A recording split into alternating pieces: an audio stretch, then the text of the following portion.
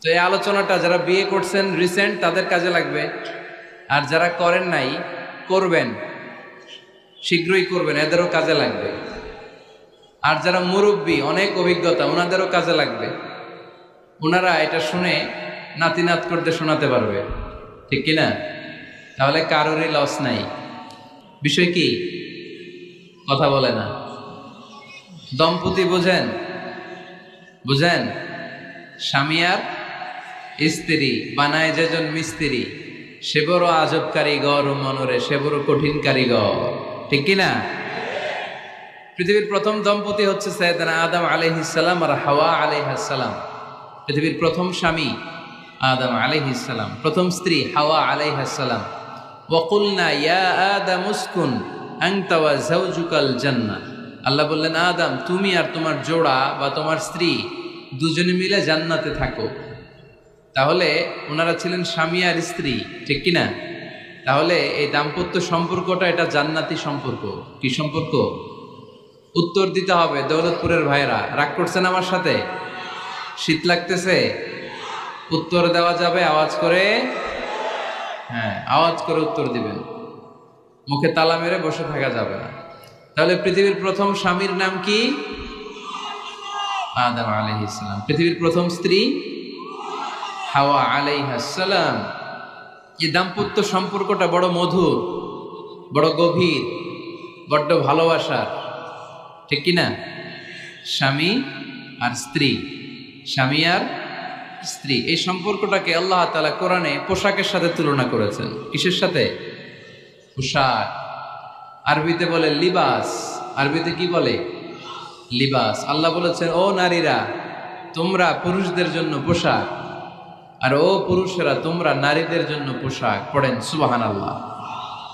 পোশাকের বেসিকলি তিনটা কাজ। কয়টা? কেউ কথা কয় না, আরো জোরে বলেন কয়টা? এখন আওয়াজ আসলো কোত্থেকে? আওয়াজ করে উত্তর দিবেন, চিল্লায় বলেন পোশাকের কাজ কয়টা? এভাবে শেষ পর্যন্ত খোঁচায় যেন সাউন্ড বের করা না লাগে, স্বপ্রণোদিত ভাবে উত্তর করবেন, ক্লাসের মতো হোক। তিনটা কাজ। এক নম্বর কাজ হচ্ছে পোশাক ইজ্জতের আবরু, লজ্জাস্থান ঢেকে রাখে, ঠিক কিনা? আমাদের লজ্জাস্থান ঢেকে রেখেছে আমাদের পোশাক। ঠিক তেমনি স্বামী তার স্ত্রীর ইজ্জত হেফাজত করে, স্ত্রী তার স্বামীর ইজ্জত হেফাজত করে, স্বামী তার স্ত্রীর চরিত্র হেফাজত করে, আর স্ত্রী তার স্বামীর চরিত্র হেফাজত করে। এজন্য আল্লাহ একে অপরের উদাহরণ দিতে যে লেবাস বা পোশাকের সাথে তুলনা দিয়েছেন। সুবহানাল্লাহ পড়েন। পোশাকের দুই নাম্বার কাজ হচ্ছে সৌন্দর্য। এই যে কত সুন্দর ডিজাইন করা, এমব্রয়ডারি করা পোশাক যখন আমরা পরি সুন্দর লাগে না?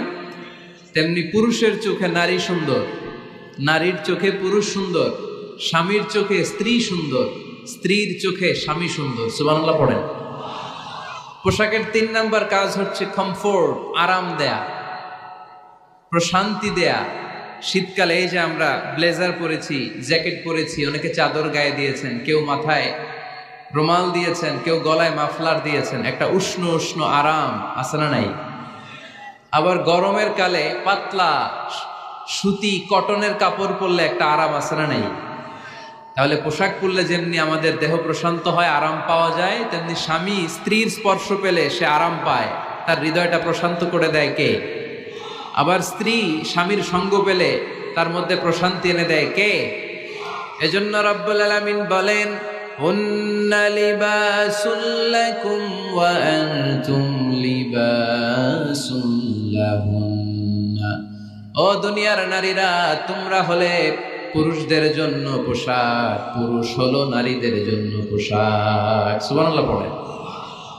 পোশাক যেমনি ইজ্জত আবরুর হেফাজত করে, তেমনি স্বামী স্ত্রী একে অপরের ইজ্জত হেফাজত করে। পোশাক যেমনি সৌন্দর্য বাড়ায়, স্বামীর চোখে স্ত্রী সুন্দর, স্ত্রীর চোখে স্বামী সুন্দর। পোশাক যেমনি আরাম দেয়, স্বামী তার স্ত্রীর স্পর্শ পেলে, স্ত্রী তার স্বামীর স্পর্শ পেলে হৃদয়ে প্রশান্তি অনুভব করে, ঠিক কিনা?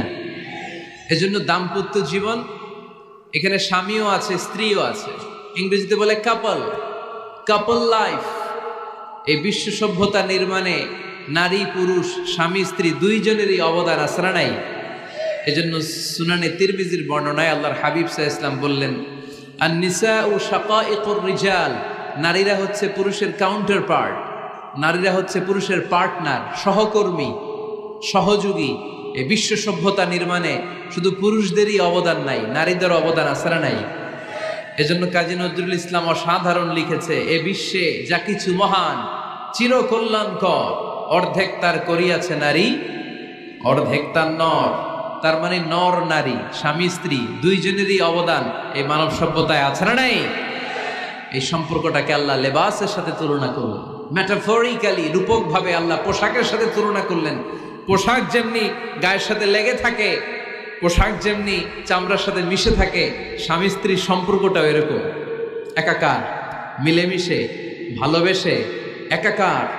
স্বামী স্ত্রীর রিলেশনশিপ সম্পর্কটা অনেকটা হাত আর চোখের মতো। হাত ব্যথা পেলে চোখ দিয়ে পানি ঝরে, আবার চোখ দিয়ে পানি ঝরলে হাত সেই পানি মুছে দেয়, ঠিক কিনা? তাহলে সম্পর্কটা কেমন যেন হাত আর চোখের মতো। হাত কেটে গেলে পানি পড়ে কোন দিক দিয়ে? চোখ দিয়ে পানি ঝরে, আবার চোখ দিয়ে পানি ঝরলে চোখের পানি মোছার জন্য হাতের দরকার আছে না নাই? তাহলে একেবারে মিলেমিশে একাকার সুখী দাম্পত্য জীবন, স্বামী স্ত্রী এই জান্নাতি সম্পর্কটাকে কিভাবে উপভোগ করবে, কিভাবে একে অপরের সাথে ডিলিংস করবে, আচরণ করবে, এ ব্যাপারে কোরআন এবং সুন্নায় আমাদের জন্য গাইডলাইন দেয়া আছে না নাই? আমরা গাইডলাইন নিব কোরআন থেকে। কোত্থেকে? কোরআন থেকে আর সুন্নাহ থেকে। কারণ এই কোরআন আর সুন্নাহ আমাদেরকে সঠিক জীবন দর্শন শিখায়, কিভাবে এই পৃথিবীতে চললে পৃথিবীতেও সুখ, আবার আখেরাতেও সুখ, এর সব দিক নির্দেশনা কোরআনে আছে না নাই? তাহলে এই যে স্বামী স্ত্রীর দাম্পত্য জীবন, এক্ষেত্রে প্রত্যেককে আল্লাহ তাআলা কিছু দায়িত্ব দিয়েছে। আজকে দায়িত্বগুলোর ব্যাপারে আমরা শুনব। স্ব স্থানে থেকে প্রত্যেকেই, স্বামী যদি স্বামীর দায়িত্ব পালন করে, স্ত্রী যদি স্ত্রীর দায়িত্বটুকু পালন করে, তাহলে দাম্পত্য জীবনটাকে জান্নাতি দাম্পত্য সুখ দিয়ে ভরে দিবে কে? আল্লাহ। আমাদের প্রত্যেকের দাম্পত্য জীবন সুখী হোক, সমৃদ্ধ হোক, আমরা চাই কি চাই না? অনেকে বলে হুজুর সুখ নাই, সুখ নাই, ঘরের ভেতরে গেলেই জাহান্নাম। আহা, কথা শোনে না আমার। আবার স্ত্রীরা বলে হুজুর দোয়া করবেন, পরকিয়া করে, খালি এসএমএস পাঠায়, আমারে ভাল লাগে না, এখন এখন অন্যদিকে ঘুরে, এরকম আসরা নাই? দুই দিক থেকে অভিযোগ। বোনদের জন্য কোনো প্যান্ডেল ট্যান্ডেল আছে নাকি আজকে? হ্যাঁ, দিনের বেলা সমাবেশ ছিল তো, এটা হয়ে গেছে তো মাইকের সাউন্ড নিশ্চয়ই। এই এদিকে উঠছে কে? টান দেন এদেরকে ধরে, টানেন টানেন, টাইনা বসান বসান, টান দেন টান দেন, হুজুরে ধরেন, হুজুরে ধরেন। ধরতে পারেন নাই হুজুরে? ধরছেন? হ্যাঁ, টান দেন। এই তো, টাইনা বসান। এদিকে তাকান, এদিকে হয়েছে, হ্যাঁ বসাই দিচ্ছে। এইভাবে চলবে একেবারে শেষ পর্যন্ত। উঠলে খবর আছে। শুরুতে সুযোগ দিয়েছি, সুযোগ নেন নাই। তো আমরা প্রথমে স্বামীর দায়িত্ব শুনবো। দাম্পত্য জীবনে স্বামীকে আল্লাহ তাআলা কি দায়িত্ব দিয়েছে, তারপর স্ত্রীকে আল্লাহ তাআলা কি দায়িত্ব দিয়েছে, এবং দুইজনের আবার কালেকটিভ সম্মিলিত কিছু দায়িত্ব আছে, এগুলো আমরা শুনবো। শুনতে রাজি আছেন তো? কষ্ট হচ্ছে আপনাদের? আচ্ছা, এই বাম দিকটা আমাকে কষ্ট দিয়েই যাচ্ছে, খালি আওয়াজ, কথা। একটু থামছে, আবার শুরু। কেন? আমার দিকে তাকান। আরেকজনকে থামতে বলছে কি আপনারা? এই থামো থামো, এগুলো বলেন কেন? আপনি থামেন, তাহলে তো হয়ে গেল। হ্যাঁ, আবার আমার সাথে কথা বলেন, আপনি চুপ। তো প্রথমে আমরা সম্মিলিত দায়িত্বের কথা শুনব। সম্মিলিতভাবে আল্লাহ স্বামী স্ত্রী দুইজনকেই কিছু দায়িত্ব দিয়েছে, যে দায়িত্বটা দুইজনের উপরই বর্তায়।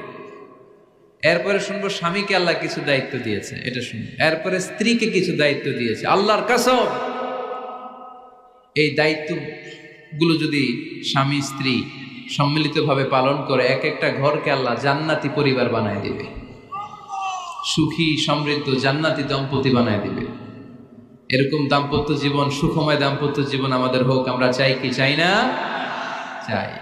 তাহলে আমরা প্রথমে আলাদা আলাদা দায়িত্ব শোনার আগে সম্মিলিত বা কালেকটিভ রেসপন্সিবিলিটি কি আছে, এই সম্মিলিত দায়িত্বগুলো শুনব।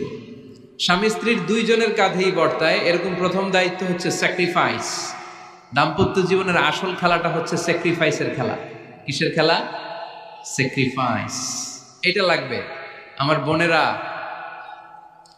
অথবা যুবতী বোনেরা, অথবা রিসেন্টলি বিয়ে হয়েছে এরকম বোনেরা, আজকে তো এক ভাই এসে দোয়া চাইল, হুজুর 3 দিন আগে বিয়ে হয়েছে আমার, একটু দোয়া করে দেন। তারপর যুবক ছেলেরা, তোমরা যারা বিয়ে করনি করবা, খেয়াল করে শোনো, এগুলো কাজে লাগবে। স্যাক্রিফাইসটা খুব জরুরি। স্যাক্রিফাইস ইজ দ্য কি of a successful happy couple life. একটা সুখী দাম্পত্য জীবনের আসল চাবি হচ্ছে স্যাক্রিফাইস। আওয়াজ করে বলতে হবে, চাবিটার নাম কি? স্যাক্রিফাইস করতে হবে, একটু মানিয়ে নেয়া, একে অপরকে বোঝা, একটু ভালোবাসা, একটু মানিয়ে চলা, এটার নাম হচ্ছে স্যাক্রিফাইস। একে অপরকে বোঝার চেষ্টা করা, একটু মানিয়ে চলার চেষ্টা করা, একটু ভালো লাগা, একটু ভালোবাসা, সুখ দুঃখ ভাগাভাগি করে মিলেমিশে একাকার হয়ে যাওয়া, এটার নামই দাম্পত্য জীবন। ঠিক কিনা? হ্যাঁ, এটার নামই দাম্পত্য জীবন। মিলেমিশে একাকার হয়ে যেতে হবে, স্যাক্রিফাইসের মানসিকতা অর্জন করতে হবে। একে অপরের দোষ ধরলে চলবে না, কারণ no one is perfect in this life. আপনি যে আপনার বউয়ের দোষ ধরতেছেন, আপনার দোষ নাই? কথা বলেন না কেন? আপনারও দোষ আছে না নাই? তো লিস্ট দুই ভাবে করা যায়, একটা হচ্ছে দোষের লিস্ট, আর একটা হচ্ছে গুণের লিস্ট। দোষের লিস্ট বাদ দিয়ে দেন। আপনার স্ত্রীর মধ্যে আল্লাহ তাআলা কি কি গুণ দিয়েছে, এই গুণগুলোর লিস্ট করুন, দোষের লিস্ট নয়। দাম্পত্য জীবনটাই এমন, কখনো ঝগড়া, কখনো হাসাহাসি, কখনো মেঘ, কখনো বৃষ্টি, আছে না নাই? হয় না এরকম? আপস অ্যান্ড ডাউনস, মাঝে মাঝে একটু ঝগড়া, মাঝে মাঝে আবার ভালোবাসা, আবার খুনসুটি, এগুলো মিলেমিশে একাকার করে স্যাক্রিফাইস দিয়ে একে অপরকে জয় করে নিতে হয়। কারণ no one is perfect in this world. এই পৃথিবীতে কেউই পারফেক্ট না। আপনি আপনার বউয়ের দোষ খুঁজলে আপনারও দোষ আছে না নাই? কেউ দোষমুক্ত নয়। এজন্য দোষ না খুঁজে আমরা স্যাক্রিফাইস করব। দাম্পত্য জীবনের এটাকে সুখী সমৃদ্ধ করার 1 নাম্বার চাবিকাঠি হচ্ছে স্যাক্রিফাইস। তাহলে সুখী দাম্পত্য জীবনের 1 নাম্বার চাবির নাম কি? স্যাক্রিফাইস। চিল্লায় বলতে হবে, সেটা কি? তাহলে হাজব্যান্ড ওয়াইফ দুইজনেই স্যাক্রিফাইস করবেন। দাম্পত্য জীবনকে সুখী করার 2 নাম্বার কালেকটিভ ফর্মুলা হচ্ছে ঝগড়া করা যাবে না। ঝগড়া আপনারা করেন নাকি ভাবির সাথে? ভাবির সাথে ঝগড়া করেন কে কে? দেখি হাত তোলেন।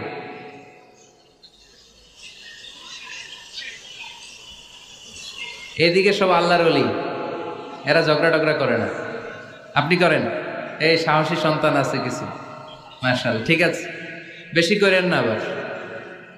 হ্যাঁ ঠিক আছে, ঠিক আছে, তোমরাও করো, বুঝছি, আপনারাও করেন। ওকে, না ঝগড়া করা যাবে না। একজন ঝগড়া শুরু করলে আরেকজন চুপ থাকতে হবে। দুইজনই ঝগড়া করলে, দুইজন রেগে গেলে ঝামেলা আসরা নাই। স্বামী রেগে গেলে স্ত্রী চুপ, স্ত্রী কখনো রেগে গেলে স্বামী চুপ, দুইজনই রেগে গেলে তৃতীয় বিশ্বযুদ্ধ। ঠিক কিনা? এই জন্য ঝগড়া করতে দেয়া যাবে না। কারণ এই ঝগড়া, সামান্য ঝগড়া থেকে এই ঝগড়া বাড়তে বাড়তে এটা বিচ্ছেদের দিকে গড়ায়, ডিভোর্স হয়ে যায়। এরকম কত কেস যে আমার কাছে আসে, কত কেস যে আমার কাছে আসে যে হুজুর ছোট্ট ঝগড়া থেকে আমাদের মধ্যে ঝগড়া বাড়তে বাড়তে ইগো প্রবলেমের কারণে বিচ্ছেদে গড়ায়। আর এই ঝগড়া একটু শুরু হলে ইবলিশ শয়তানের কাজ হচ্ছে পালে বাতাস দেয়। কি দেয়? পালে বাতাস পেলে এটা দাউ দাউ করে উঁচু হয়ে ওঠে। আগুনের মধ্যে যেমনি কেরোসিন ঢাললে দাউ দাউ করে জ্বলে, সামান্য ঝগড়ার ছোতা পেলে ইবলিশ শয়তান খালি দাউ দাউ করে এই ঝগড়ার আগুনকে জ্বালিয়ে দেয়। ঠিক কিনা? এই জন্য ঝগড়া করবেন না, মেহরবানি করে ঝগড়া শুরু করবেন না। যে কোনো মূল্যে এই ঝগড়াকে থামায় রাখতে হবে। তো ফ্যামিলিতে ঝগড়া অনেক সময় হয়ে যায়, কিন্তু একজন ঝগড়া করলে আরেকজন চুপ থাকতে হবে। ঝগড়া নিয়ে একটা মজার গল্প আছে, শুনবেন? বিশৃঙ্খলা করলে তো গল্প শোনানো যাবে না, একেবারে চুপ। আমার দিকে তাকান, তাকিয়েছেন? ঝগড়া নিয়ে যে গল্পটা, সেটা হচ্ছে এক স্বামী ওয়াজ শুনে বাড়িতে গেছে রাত 11টায়। তো বাড়ির কাছাকাছি যেতে না যেতে স্ত্রীর আবার স্বভাব হচ্ছে রাতের খাবারটা স্বামীর সাথে একসাথে খায়, আলাদা খায় না। তো বাড়ির সামনে যেই স্বামী ফোন দিছে ওয়াইফকে, এই শুরু করার আগে দরজাটা খোলো, আমি চলে আসছি। তো ওয়াইফ এসে দরজা খুলে দিছে। এবার স্বামী ঘরে ঢুকে বলে, শুরু করার আগে রাতের খাবারটা দিয়ে দাও টেবিলে, খেয়ে ফেলি। স্ত্রী বেচারি ডাইনিং টেবিলে খাবার দিয়েছে, হাজব্যান্ড বেচারা ওয়াশরুম থেকে ফ্রেশ হয়ে ডাইনিং টেবিলে বসেছে, স্ত্রীও বসেছে। তো খুব বড্ড গরম। হাজব্যান্ড বলে শুরু করার আগে ফ্যানটা ছাড়ো। এইবার তো স্ত্রী বেচারি রেগে মেগে আগুন, কি আসার পর থেকে শুরু করার আগে কি শুরু করার আগে? হাজব্যান্ড বলে এই তো শুরু হয়ে গেল। মানে কি? ঝগড়া। মানে কি? ঝগড়া। প্রিয় ভাইয়েরা, ঝগড়া করবেন না। স্বামী রেগে গেলে স্ত্রী চুপ থাকবেন, স্ত্রী রেগে গেলে স্বামী চুপ থাকবেন। কারণ সহিহ মুসলিমে এসেছে, ইন্না ইবলিসা ইয়াদাউ আরশাহু আলাল মা। ইবলিস শয়তান তার সিংহাসন গেড়েছে সাগরের উপর। কোথায়? ইবলিসের সিংহাসন কোথায়? সাগরের উপর। সুম্মা ইয়াবআসু সারায়াহু, সে প্রতিদিন সকালবেলা তার সাঙ্গপাঙ্গরে গোটা পৃথিবীতে পাঠায়, যা পৃথিবীতে ফাসাদ সৃষ্টি কর। ইবলিস যখন সাঙ্গপাঙ্গদেরকে গোটা পৃথিবীতে ছড়িয়ে দেয়, সারাদিন ধোকা দেওয়ার পরে, ওয়াসওয়াসা দেওয়ার পরে, রাত্রিবেলা ইবলিসের কাছে ফিরে আসে, এসে বলে, ও ইবলিস, আমি আজকে আল্লাহর বান্দাদেরকে দিয়ে মিথ্যা কথা বলিয়েছি। ইবলিস বলে, এটা তো কোনো ব্যাপারই না, এগুলাই তো তোদের কাজ। আরেক শয়তান বলে, আমি ওজনে কম দিয়েছি একজনের মাধ্যমে বাজারে। ইবলিস বলে, এটাও তেমন বড় কোনো কাজ নয়। আরেকজন বলে, আমি সুদের ডিলিংস করিয়েছি। ইবলিস বলে, এটাও কোনো কাজ নয়।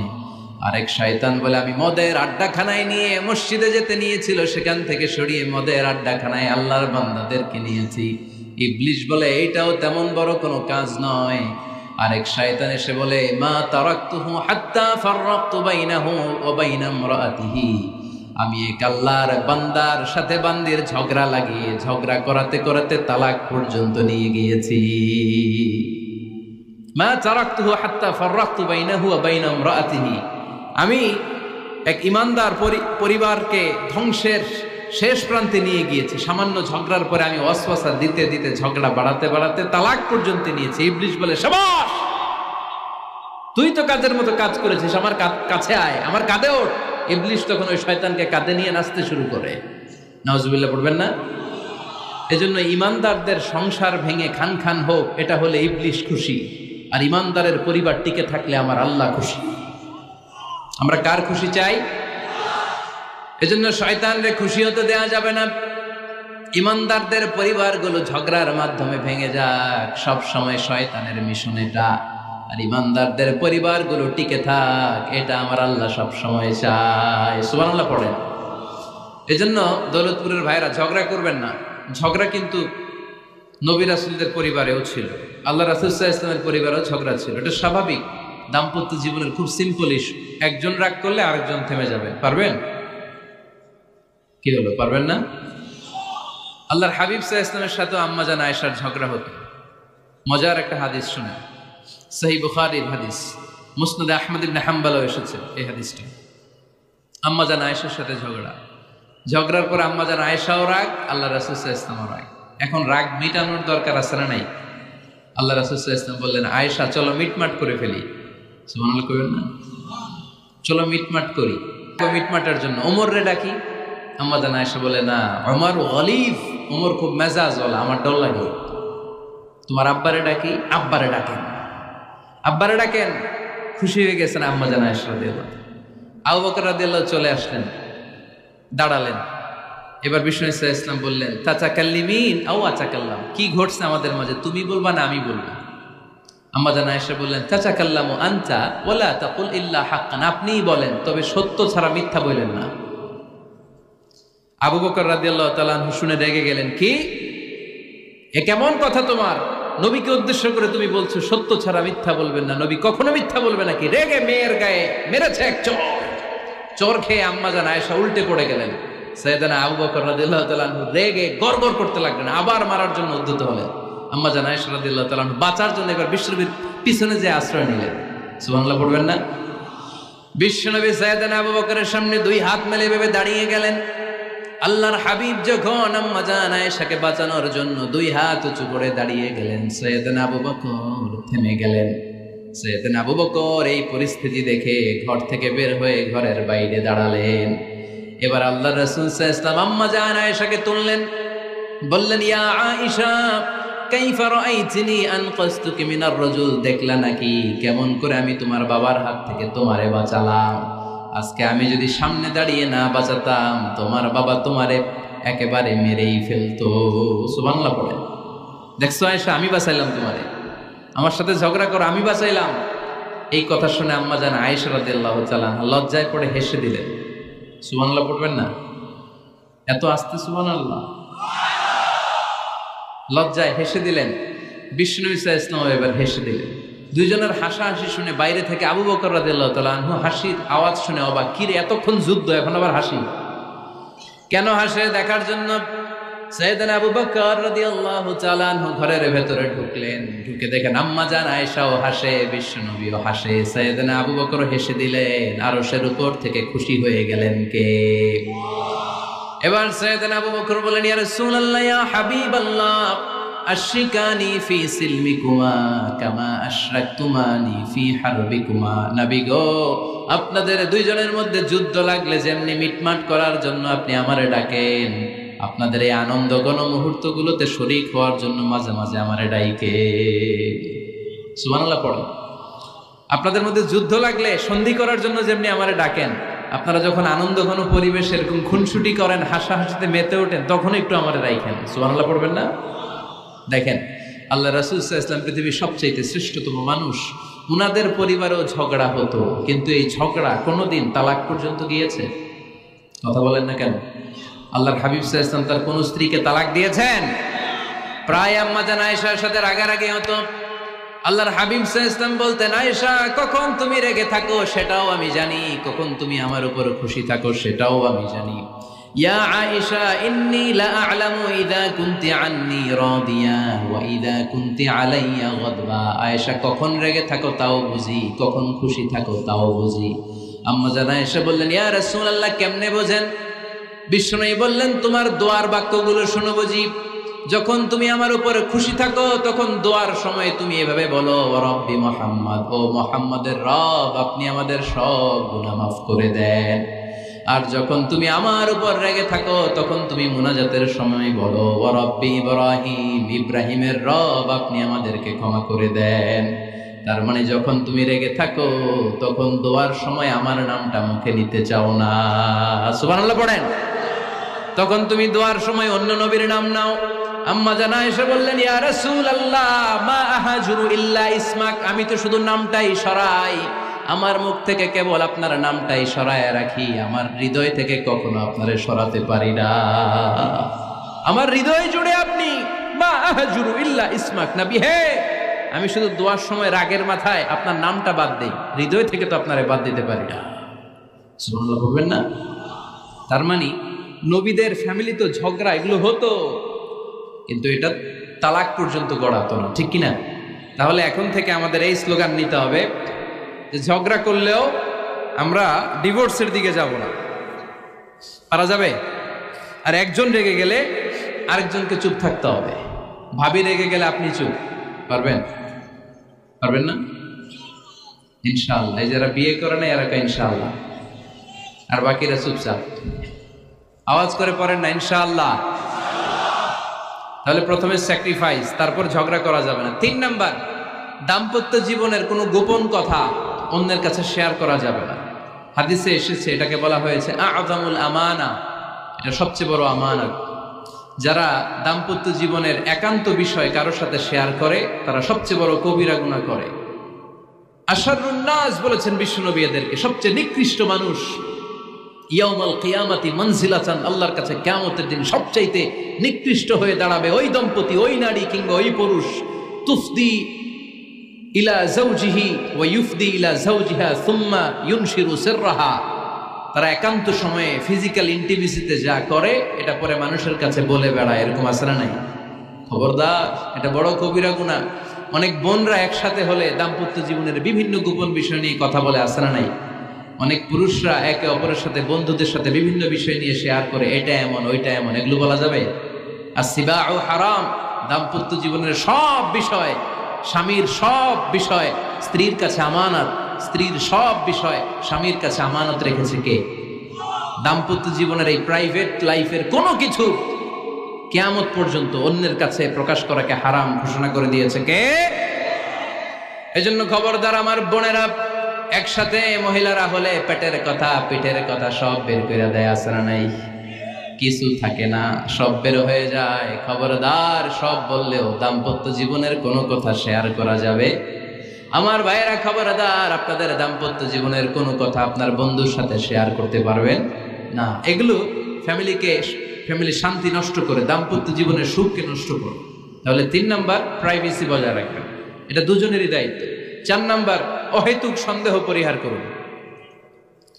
অনেক স্ত্রী আছে হাজবেন্ডের খালি সন্দেহ করে, এই ওদিকে তাকাই লাগেন, ওই মেয়ের দিকে তাকাই লাগেন, মোবাইল দেখি, মোবাইল দাও, ফেসবুকের পাসওয়ার্ড দাও, ঢুইকা দেখি মেসেঞ্জারে কার সাথে চ্যাট করছে, এই অফিসের ফাইল দেখি, এই এটা দেখি, এই তোমার ইনবক্স চেক করবো, এদিকে দাও, আছে না নাই?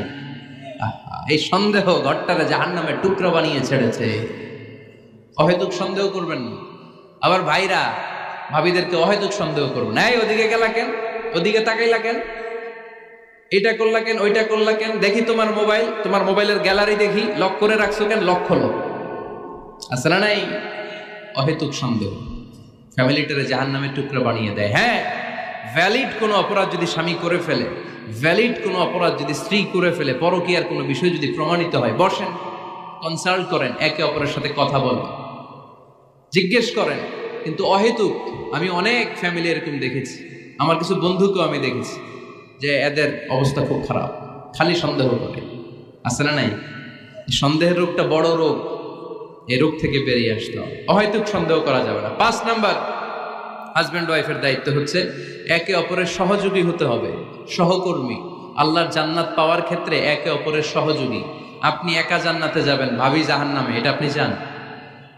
জি না, আওয়াজ নাই আমগো গলায়, আপনি এটা চান?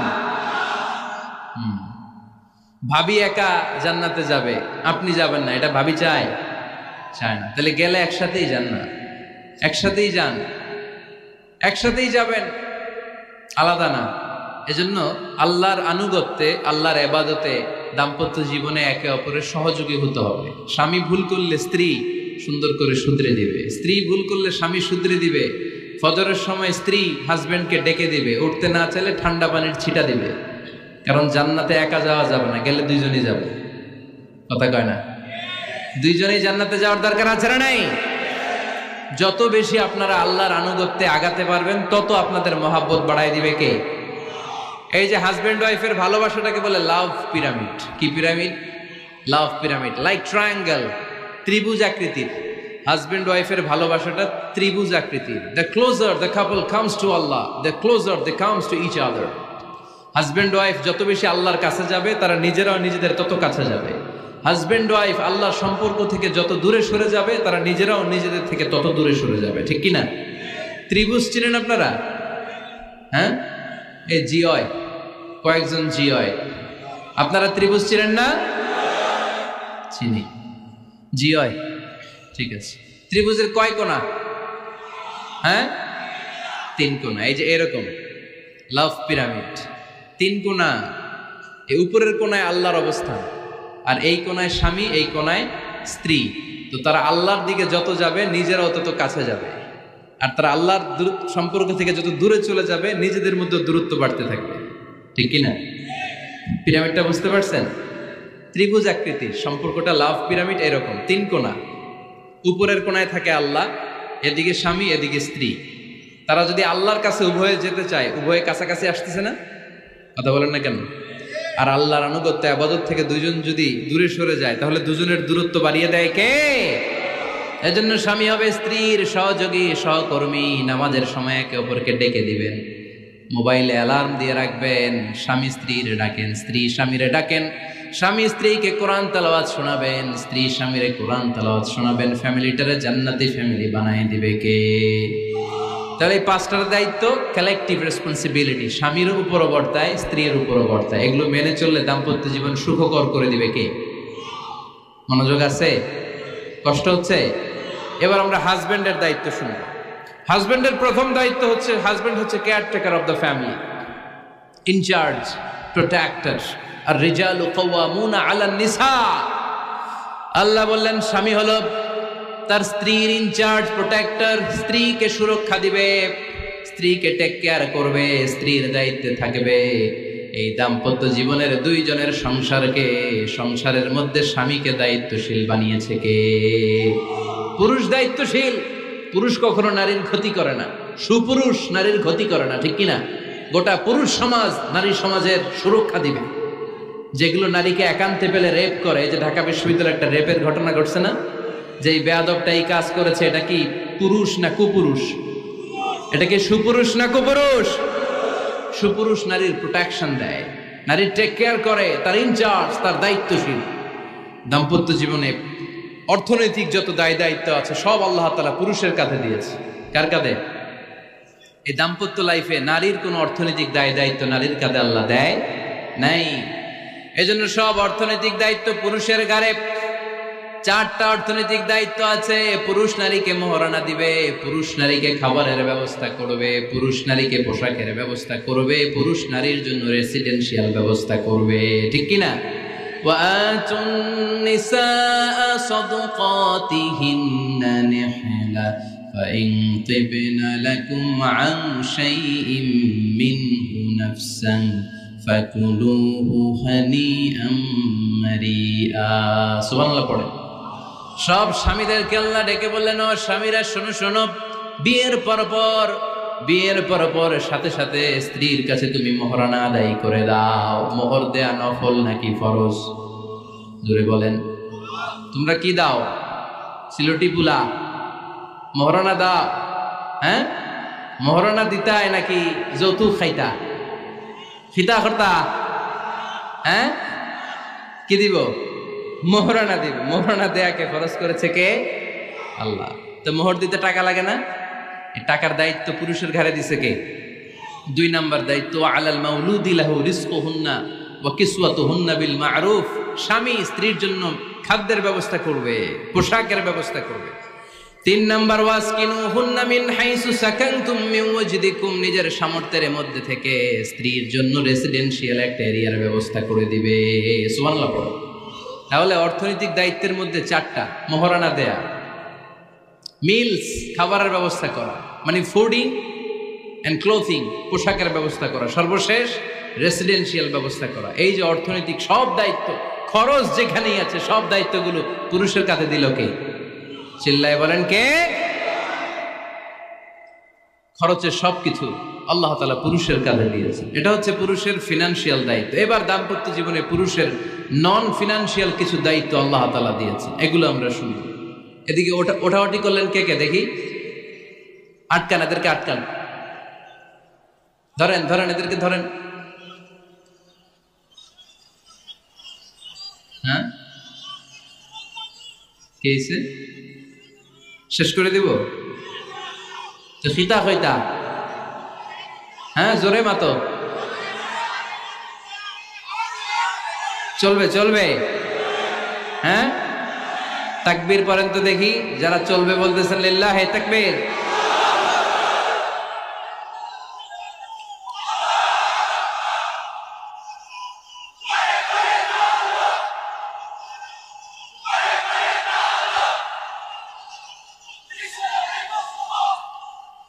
মাশাআল্লাহ মাশাআল্লাহ।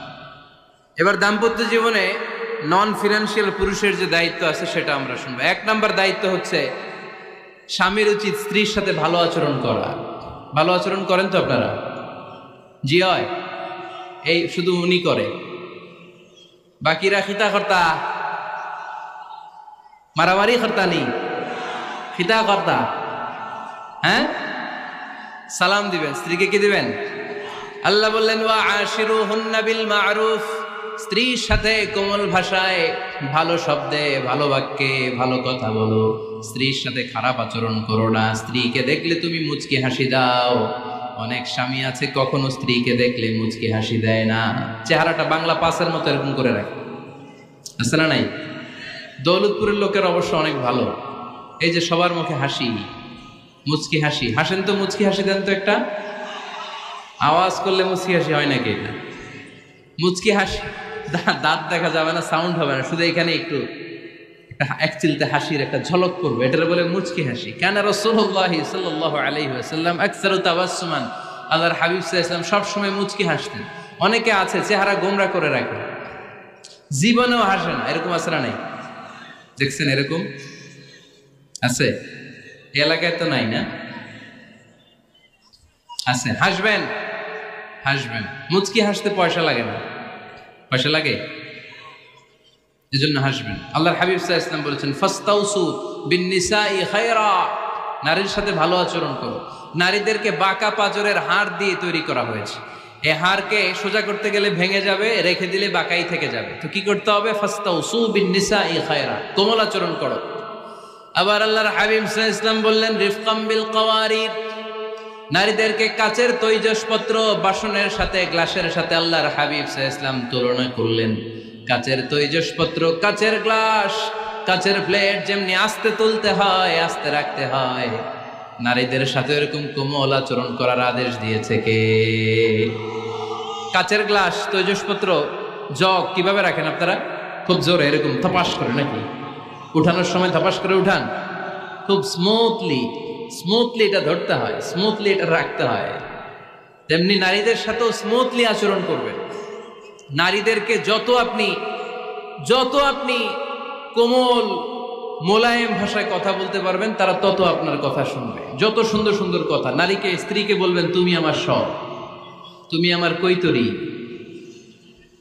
তুমি আমার টুনটুনি, তুমি আমার ময়না পাখি, তুমি আমার সোনা পাখি। ওই যে কয় কলিজা, তার মানে প্র্যাকটিস চলে বাসায়। আর কি ডাকেন? ভাবিরে কি ডাকেন বলেন? জান।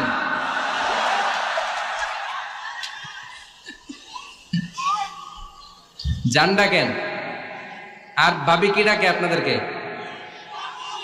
বাবু। কি ডাকে? বাবু ডাকে। আর কি ডাকে? হ্যাঁ, বেবি। পোলাপান কত দুষ্ট দেখছেন, বেবি ডাকে নাকি? স্বামী স্ত্রীর মধ্যে এই সোহাগপূর্ণ, এই ভালোবাসাপূর্ণ এই ডাকাডাকিতে কোনো গুনাহ নাই, আছে সওয়াব। এগুলো দাম্পত্য জীবনকে সুখময় করে, ঠিক কিনা?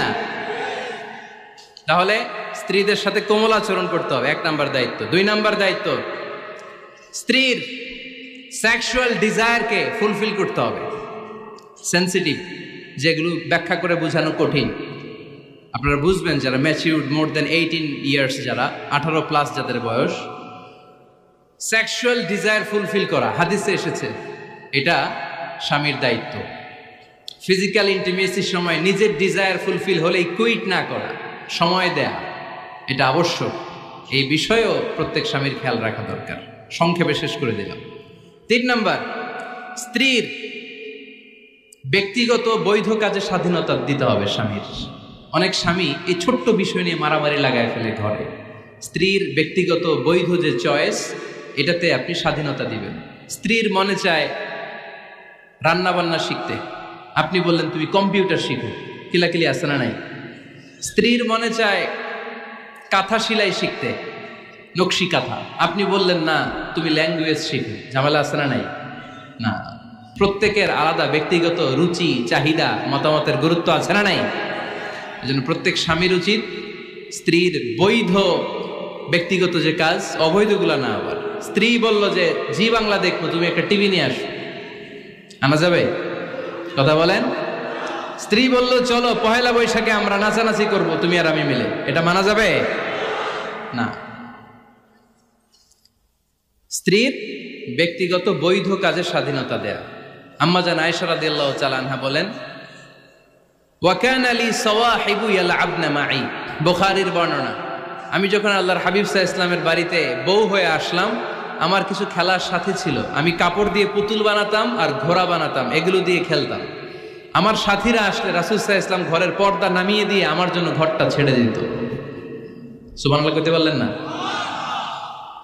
আল্লাহর হাবিব সাল্লাল্লাহু আলাইহি ওয়াসাল্লাম কখনো বলতেন না আয়েশা তোমার বান্ধবীরা যেন ঘরে না আসে, কখনো বলতেন না আয়েশা আমি নবী মানুষ, তুমি নবীর বউ, তুমি কেন পুতুল দিয়ে খেলো, তুমি যেন কাপড় দিয়ে পুতুল বানাও, কেন ঘোড়া বানাও, এগুলো বন্ধ করো। কোনদিন বিশ্বনবী আম্মা জান আয়েশা রাদিয়াল্লাহু তাআলা আনহার পুতুল খেলায় বাধা দেন নাই, সাথীদের সাথে খেলাধুলায় কখনো বাধা দেন নাই। সুবহানাল্লাহ পড়েন। ছোট্ট মেয়েদের জন্য কাপড়ের পুতুল দিয়ে খেলাধুলা করা এটা জায়েজ, কারণ ছোট্ট মেয়েরা দেখবেন পুতুল বানায়, এটার দুধ খাওয়ায়, এটার জন্য রান্না করে, এটার গোসল করায়। এটাকে ছোট্ট মেয়েদের জন্য পুতুল খেলা জায়েজ রাখা হয়েছে এজন্য, কারণ তারাই কিছুদিন হবে এই প্রজন্মের মা। তাদের সন্তানদেরকে কেমন করে লালন পালন করবে তার একটা প্র্যাকটিস খেলার ছলেই ছোটবেলায় হয়ে যায়। সুবহানাল্লাহ পড়েন। এজন্য 3 নম্বর দায়িত্ব স্ত্রীর ব্যক্তিগত হালাল যে কাজগুলো আছে তার ব্যক্তিগত এই ভালো কাজগুলোতে আপনার স্বাধীনতা দিতে হবে, বাধা দেয়া যাবে না। প্রশংসা করবেন। কি করবেন? প্রশংসা। আমরা খালি দোষ খুঁজি, তোমার রান্না ভালো না, তোমার চেহারা ভালো না, তোমার বাপ ভালো না, তোর মা ভালো না, তোর 14 গোষ্ঠী খারাপ, আছে না নাই? তো এই বেডি আপনারা ভালোবাসবে? এই বেডি তো আজীবন আপনার বদনাম করবে, ঠিক কি না? কোনোদিন তারে আপনি প্রশংসা করলেন না, প্রশংসা করবেন। স্ত্রীর চেহারার প্রশংসা করেন, যে তুমি সুন্দর, তুমি সুন্দরী, এরকম বলেন, খুশি হবে না? হ্যাঁ, তুমি সুন্দর তাই চেয়ে থাকি, সে কি মোর অপরাধ? কোনো অপরাধ নাই, ইচ্ছা মতো গাইতে থাকেন স্ত্রীর শানে গান, সব আছে না নাই? তবে শুধু স্ত্রীকে শোনানো যাবে, ভাবিরে শোনানো যাবে, শালীরে শোনানো যাবে, পাশের বাড়ির কাউরে শোনানো যাবে? দেখেন ইসলাম কত চেক এন্ড ব্যালেন্স। স্ত্রীকে আপনি গান শোনান, কোনো গুনাহ নাই, আছে শুধু সওয়াব। তাহলে 4 নম্বর পয়েন্ট হচ্ছে এপ্রিসিয়েশন। সারাদিন এই মহিলাটা ফজরের পর থেকে উঠে ঘর গুছায়, মশারিগুলো খোলে, বিছানা পরিষ্কার করে, বাচ্চাদেরকে ক্লিন করে, স্কুলের টিফিন রেডি করে দেয়, বাচ্চাদেরকে স্কুলে যেতে দেয়, আপনার জন্য খাবার রেডি করে, কাপড় ধোয়, ঘরের সবাইকে দেখভাল করে। একদিনও আপনি তার এপ্রিসিয়েশন করলেন? এরকম ডাকাইত স্বামী আছে না নাই? দৌলতপুরে নাই, এখানে সব ভালো। এপ্রিসিয়েট করবেন। আমরা ভুলে যাই, একটা থ্যাঙ্কস দিতে ভুলে যাই, একটা জাযাকিল্লাহ, আল্লাহ তোমাকে জাযা দেখ, এটাও বলি না। এদিকে তাকান, বলবেন তুমি সুন্দরী, তুমি অনন্যা, তুমি সুস্নিগ্ধা, তুমি প্রিয়ংবদা, তুমি সুহাসিনী, তুমি সুকেশিনী, তুমি সুভাষিনী, তুমি অসূর্যম পোষ্যা, মেঘে কালো কেশ, কাজল কালো চুল, হরিণের মতো ডাগর ডাগর দুটি তোমার চোখ। আহা হা হা, যে পোলাপাইন খুশি হয়ে গেছে। আহা হা, ওরা মুখস্থ রাখতেছে, বলবে এগুলা, বিয়ে করে নাই কিন্তু এখনো। তো জায়গা মতো বলবা, গার্লফ্রেন্ডে বলো না। আবার কাকে বলবা? স্ত্রীকে। কাকে? স্ত্রীকে। পারা যাবে না? একটু এপ্রিসিয়েশন দেওয়া যাবে না? ওনাদেরকে একটু প্রশংসা করবেন। প্রশংসা পেলে নারীরা বড্ড খুশি হয়। যদি আপনি বলেন যে তোমার রান্নাটা আজকে অসাধারণ হয়েছে, দেখবেন আরেক বাটি আইনা দিতেছে, খাইতে পারতেছে না, এরপরে পাতে তুলে দেয়, আরেকটু খাও, আরে খাও না, আছে না নাই? ওই যে প্রশংসা করছেন, খুশি হয়ে গেছে। তো আপনি 10,000 টাকার বান্ডিল দিয়ে আপনার বউকে যত খুশি করতে না পারবেন, রান্না মজা হয়েছে এইটা বলে আপনি অনেক বেশি খুশি করতে পারবেন। আল্লাহর হাবিব সাল্লাল্লাহু আলাইহি ওয়াসাল্লাম কখনো স্ত্রীদের রান্নার বদনাম করে নাই। সুবহানাল্লাহ পড়বেন না? আওয়াজ করে পড়েন সুবহানাল্লাহ। আজ থেকে স্ত্রীর সৌন্দর্যের প্রশংসা করবেন, কাজের প্রশংসা করবেন, রান্নার প্রশংসা করবেন, এপ্রিসিয়েশন দিবেন। পারবেন তো? রান্নার প্রশংসা নিয়ে মজার একটা গল্প আছে, শুনতে চান? তো উঠতে শুরু করলেন যে, হ্যাঁ, এখন আর কে কারে ধরবে? অনেকে উঠে গেছে। 2টার দিকে যারা বসা, প্রায় আমার মাহফিলগুলোতে এই সমস্যা হয়। গাইবান্ধাতে আমি গেলাম, জিজ্ঞেস করলাম কখন আসছেন? কয় ফজর পরে আসছেন। তো ফজর পরে আসছেন, এত আগে আসছেন কেন? কয় জায়গা পাবো না, এই জন্য। লক্ষ লক্ষ মানুষ, কে কাকে নিয়ন্ত্রণ করবে? লক্ষ লক্ষ মানুষ। আমার জীবনে এত বড় প্যান্ডেল আমি কথা বলি নাই। এরা সকাল থেকে বসে আছে, পেশাব আটকে রাখছে, এটা ক্ষতিকর না? এরা আজহারিকে দেখার পরে এরপরে ওঠা আরম্ভ করছে, দেখাইছি, কয় দেখা গেছি হুজুর, এরপরে চলে যাচ্ছে। তা আপনাদেরও কি অবস্থা এরকম? হ্যাঁ, আচ্ছা ঠিক আছে। তো রান্নার প্রশংসা নিয়ে যে মজার গল্পটা আপনাদের শোনাতে চাই, এদিকে তাকান, মনোযোগী হন।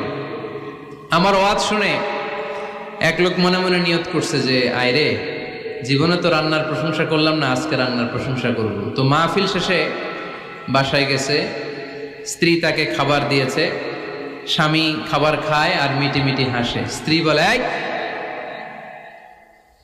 মাহফিল শুনে আসছো, রাত বাজে 12টা, খাচ্ছ ভালো কথা, হাসো কেন? তো স্বামী বলে, হাসি এর কারণ হচ্ছে তোমার রান্নাটা আজকে এত মজা হয়েছে না, জীবনে আজকে বাড়াই বাড়াই পেতেছে, তো জীবনে এত মজার রান্না খাই নাই। রান্না মজা হয়েছে শুই না। স্ত্রী তো রেগে গেছে, কি গত 10 বছর ধরে তোমার রান্না করে খাওয়াই, একদিনও রান্নার প্রশংসা করলা না, আর আজকে পাশের ঘরের ভাবি একটু গরুর গোশতের তরকারি পাঠাইছিল বাটিতে করে, পাশের ঘরের ভাবি একটু আমাদের বাড়িতে তরকারি পাঠাইছিল, তো ওই তরকারি দিয়েই তোমাকে খাবার দিছি, আজকে রান্না টান্না আমি করি নাই। তো ওই বেটির রান্না তোমার এত ভাল লাগছে, এই 10 বছরে একদিনও কইলা না, আজকে এটা কইলা, খাও খাও, তোমার মজার খাও, আর রান্ধুম না। তো প্রশংসা করলে বুঝে শুনে করবেন, একটু এনশিওর হবেন যে রান্নাটা করছিল কে, তা না হইলে কিন্তু ঘরে চুলায় আগুন জ্বলবে না, টানার রোজা রাখা লাগবে, ঠিক কিনা? তো 4 নাম্বার গেল এপ্রিসিয়েশন, একটু এপ্রিসিয়েশন দিবেন। আল্লাহর হাবিব সব সময় স্ত্রীদের প্রশংসা করতেন। সেই বুখারীর বর্ণনা, আল্লাহর হাবিব বলেন, ইন্না ফাদলা আয়েশা আলান নিসা কাফাদলি সারিদ আলা সাইরিত তাআম। আরব ভূখণ্ডের মধ্যে সব খাবারের উপরে সারিদ খাবার যেমনি সেরা, দুনিয়ার সব নারীদের মধ্যে আমার আয়েশা তেমনি সেরা। সারিদ একটা খাবার আছে। আমি যখন মিশরে পড়তাম আল আজহার ইউনিভার্সিটিতে, আমাদের ইউনিভার্সিটিতে সরকারের পক্ষ থেকে সরকারিভাবে খাবার দেয়া হতো। আমাদের খাবারের খরচ বহন করতেন ওমানের সুলতান কাবুস। এই গত 3-4 দিন আগে ইন্তেকাল করেছেন, নাম শুনছেন আপনারা? প্রায় 40 বছরেরও বেশি মনে হয়, 45 বছর বা 50 বছরের লম্বা সময় উনি ওমানের প্রেসিডেন্ট ছিলেন। উনি আমাদের খাবারের খরচটা বহন করতেন। কিছুদিন আগে ইন্তেকাল করেছেন। আমরা ওনার জন্য দোয়া করি, আল্লাহ তাআলা এই সুলতান কাবুসের জীবনের গুনাহগুলো মাফ করে নিক, ওনার সমস্ত খেদমত আল্লাহ কবুল করে নিক। তো আমাদের আল আজহার ইউনিভার্সিটির হোস্টেলে ঈদের দিন একটা খাবার দিত, এটার নাম ছিল সারিদ। রুটি আর গোশত এগুলোকে ম্যাশড করে একটা স্তর বানাতো, এটা কেটে কেটে আমাদেরকে দিত, এটাকে বলে সারিদ। আরব দেশে সবচেয়ে দামি খাবার। আমাদের দেশে যেমনি পোলাও, গরুর রেজালা, রোস্ট, এগুলো খুব উন্নত খাবার ধরা হয়, বিয়েতে সার্ভ করা হয়। আরব দেশে ওইটাকে বলে সারিদ, শ্রেষ্ঠ খাবার। আল্লাহর হাবিব বললেন, সব খাবারের মধ্যে যেমনি সারিদ সেরা, নারীকুলের মধ্যে তেমনি আমার আয়েশা সেরা। দেখেন কেমনে এপ্রিসিয়েট করতেন। আম্মা জান আয়েশাকে তিনি সব সময় আদর করে হামায়রা বলে ডাকতেন। হামায়রা মানে লাল সুন্দরী বউ। কি সুন্দরী? আম্মা জান আয়েশা রেগে গেলে গাল দুটো আনার ফলের মতো লাল হয়ে যেত, এজন্য ডাকতেন, ও আমার লাল সুন্দরী বউ। সুবহানাল্লাহ কইতে পারলেন না? আবার আম্মাজান খাদিজাতুল কুবরা তাহেরা রাদিয়াল্লাহু তাআলা আনহার ব্যাপারে বলতেন, ইন্নী ক্বাদ রুজিকতু হুব্বাহা। সহিহ মুসলিমের বর্ণনায় তিনি বলতেন, খাদিজার ভালোবাসা আল্লাহ তাআলা আমার হৃদয়ে রিজিক হিসেবে দিয়েছে। আওয়াজ করে পড়েন আল্লাহু আকবার। তো এইজন্য এপ্রিসিয়েট করবেন। 5 নাম্বার হচ্ছে আপনার ভালোবাসা স্ত্রীকে প্রকাশ করুন। এক ছাদের নিচে আজীবন বসবাস, 20 বছর হয়ে গেছে এদের সংসার, একদিনও মুখ ফুটে বলতে পারে নাই তোমারে ভালোবাসি। পারছেন? হ্যাঁ, কে কে পারছেন? দেখে হাত তোলেন। হাত অর্ধেক তুলে আবার নামায়, ভেজাল আছে, ঠিক কিনা? ভালোবাসি বলছিলেন? কারে বলছিলেন? ভাবিকে না গার্লফ্রেন্ডকে? হ্যাঁ, স্ত্রীকে বলবেন, নিজের স্ত্রীকে বলবেন আই লাভ ইউ। কি বলবেন? কথা বুঝে না বোধহয়। কি বলবেন? সবাই বলেন, কি বলবেন? মুরব্বী একজনও কয় না, কয় এতদিন কইছি না, অহনো কম না। তিরমিজির বর্ণনা দেখেন, বিশ্বনবী যে আই লাভ ইউ বলতো তার দলিল শুনেন। সাহাবারা জিজ্ঞেস করলেন, ইয়া রাসূলুল্লাহ, মান আহাব্বুন নাস ইলাইক, ও নবী কারে সবচেয়ে বেশি ভালোবাসেন? Who do you love the most, নবী কাকে সবচেয়ে বেশি লাভ করেন আপনি? সাহাবারা প্রশ্ন করলেন, এ রাসূলুল্লাহ কাকে লাভ করেন বেশি? আল্লাহর হাবিব সাল্লাল্লাহু আলাইহি ওয়াসাল্লাম বললেন, আয়েশা, আয়েশা রে। সুবহানাল্লাহ কবেন না? সাহাবারা বললেন, ওয়ামিনার রিজাল, পুরুষদের মধ্যে কারে বেশি পছন্দ করেন? বিশ্বনবী বললেন, আবুহা, আয়েশার বাবা রে। সাইয়েদনা আয়েশা রাদিয়াল্লাহু তাআলা আনহার বাবার নাম কি? আবু বকর। কি নাম? আবু বকর। আল্লাহর হাবিব সাল্লাল্লাহু আলাইহি ওয়াসাল্লাম বললেন, সবচেয়ে বেশি লাভ করি আয়েশাকে। সাহাবারা বললেন, ওয়ামিনার রিজাল, পুরুষদের মধ্যে কারে বেশি লাভ করেন? আল্লাহর হাবিব সাল্লাল্লাহু আলাইহি ওয়াসাল্লাম বললেন, আয়েশার বাবা রে। সুবহানাল্লাহ পড়েন। আম্মা জান আয়েশাকে বিশ্বনবী এত ভালোবাসতেন। আম্মা জান আয়েশা পেয়ালার যেইখানে ঠোঁট লাগিয়ে দুধ পান করতেন, বিশ্বনবী পেয়ালার ওই জায়গাটা খুঁজে খুঁজে ওই জায়গায় ঠোঁট লাগিয়ে দুধ পান করতেন। আম্মা জান আয়েশা রাদিয়াল্লাহু তাআলা না গোশত খেয়ে হাড্ডি চষে হাড্ডিটা রেখে দিলে বিশ্বনবী আম্মা জান আয়েশার চষা হাড্ডিটা মুখে নিয়ে আবার চষতে শুরু করে দিতেন। পড়েন সুবহানাল্লাহ। দুইজন একসাথে এক বালতি থেকে পানি নিয়ে গোসল করতেন। পড়েন আল্লাহু আকবার। তাহলে এভাবে ভালোবাসা প্রকাশ করতে পারবেন তো? 6 নাম্বার স্বামীর দায়িত্ব হচ্ছে গৃহস্থলী ছোটখাটো যে কাজ আছে এই কাজগুলোতে হেল্প করা। আমরা অনেক সময় এগুলোর লজ্জা মনে করি। আল্লাহর হাবিব সাল্লাল্লাহু আলাইহি ওয়াসাল্লাম আমাদের মডেল। আল্লাহর হাবিব সাল্লাল্লাহু আলাইহি ওয়াসাল্লাম ঘরের কাজে সাহায্য করতেন। আপনারা এইভাবে ওটা শুরু করলেন? হ্যাঁ, বউকা বসেন বসেন বসেন, শেষ করে দিচ্ছি আর 10 মিনিট, বসেন। আল্লাহর হাবিব সাল্লাল্লাহু আলাইহি সাল্লাম ঘরের কাজে সাহায্য করতেন। আপনারা ঘরের কাজে সাহায্য করেন তো? আম্মা জান আয়েশা বলেন, বিশ্বনবী নিজ হাতে জুতা সেলাই করেছেন, নিজ হাতে জামা সেলাই করেছেন। মুসনাদে আহমদ ইবনে হাম্বলের বর্ণনা, আল্লাহর রাসূল সাল্লাল্লাহু আলাইহি ওয়াসাল্লাম দুধ খেতে মন চাইলে নিজ হাতে ছাগলের দুধ দহন করেছেন। সুবহানাল্লাহ। নিজে আটার খামির বানাতেন, আম্মা জান আয়েশা চুলায় সেকা দিতেন। আবার আম্মা জান আয়েশা রাদিয়াল্লাহু তাআলা আনহা আটার খামির বানাতেন, বিশ্বনবী এটা চুলায় সেকা দিতেন। সুবহানাল্লাহ পড়েন। দুধ খেতে চাইলে নিজ হাতে বিশ্বনবী ছাগির ওলান থেকে দুধ দহন করে আম্মা জান আয়েশার কাছে এনে দিয়ে দিতেন। সুবহানাল্লাহ পড়েন। তাহলে ঘরের কাজে সহায়তা করবেন, ঘরের কাজে সহায়তা। 7 নাম্বার হালাল এন্টারটেইনমেন্ট, হালাল বিনোদন, এটা ইসলাম জায়েজ রেখেছে। অনেকে আমরা বিনোদনটাকে হারাম মনে করি, এরকম আছে না নেই? হ্যাঁ, বিনোদন 2 ধরনের, একটা হারাম এন্টারটেইনমেন্ট আর একটা হচ্ছে হালাল এন্টারটেইনমেন্ট। আম্মা জান আয়েশা রাদিয়াল্লাহু তাআলা আনহাকে নিয়ে মরুভূমিতে দৌড়াদৌড়ি করতেন। ভাবির সাথে দৌড়াদৌড়ি করছেন কারা কারা? দেখি হাত তোলেন। হ্যাঁ, দৌড়াদৌড়ি করছেন কোথায়? যৌতুকের লাগে হেতেরে দৌড়াইছেন? হেতি বাসাল্লাই দিছে দৌড়, এই দৌড়াদৌড়ি না। আম্মা জান আয়েশা রাদিয়াল্লাহু তাআলা আনহার সাথে বিশ্বনবী মরুভূমিতে দৌড়াদৌড়ি করেছেন। বলেছেন, আয়েশা দেখো কে কার আগে ওই খেজুর বাগান ধরতে পারে, তুমি আগে না আমি আগে। একবার বিশ্বনবী জিতলেন, তার 7 বছর পরে প্রথমে আম্মা জান আয়েশা রাদিয়াল্লাহু তাআলা আনহা ওই দৌড়ে জিতলেন। তার 7 বছর পরে বিশ্বনবী জিতে আম্মা জান আয়েশাকে হারায় দিলেন। পড়েন সুবহানাল্লাহ। ঈদের দিন আম্মা জান আয়েশাকে হাবাসি সাহাবাদের তীর আর বল্লম দিয়ে যে খেলা চলতেই খেলা দেখাতেন। সুবহানাল্লাহ পড়েন। বিশ্বনবী খেলা দেখাতেন আম্মা জান আয়েশাকে। এই হচ্ছে স্বামীর দায়িত্ব। হালাল এন্টারটেইনমেন্ট আপনি করতে পারবেন। বসেন, দোয়া করে দিচ্ছি, বসেন। বুঝতে পারছি অনেক আগে আসছেন আপনারা। বসেন, বসে যান, এখনই দোয়া হচ্ছে। বসেন বসেন বসেন বসেন, এখনই দোয়া করব। বসে যান, বসে যান। বউকা মাদ্রাসার বিল্ডিং এর কন্ট্রাক্টরের জন্য দোয়া চেয়েছেন, আমরা দোয়া করি আল্লাহ কবুল করুক। আমার ছেলে মেয়ের বিয়ের বয়স হয়ে গেল, পরিবারে বিয়ের কথা বলতে পারি না, লজ্জায়। আহারে কি কষ্ট। মনে করি পরে করে, এটা বললে তারা বলবে এখনো বয়স হয় নাই বিয়ের, পরিবার থেকে বিয়ের কথা চিন্তা করে না। এ ব্যাপারে কিছু বলুন। কিছু বললাম। এই সমস্যা পুরো বাংলাদেশে, ছেলে মেয়েদেরকে সময় মতো বিয়ে দেয় না। ইউটিউবে এই নিয়ে আমার কথাবার্তা পাবেন, শুনে নিয়ে।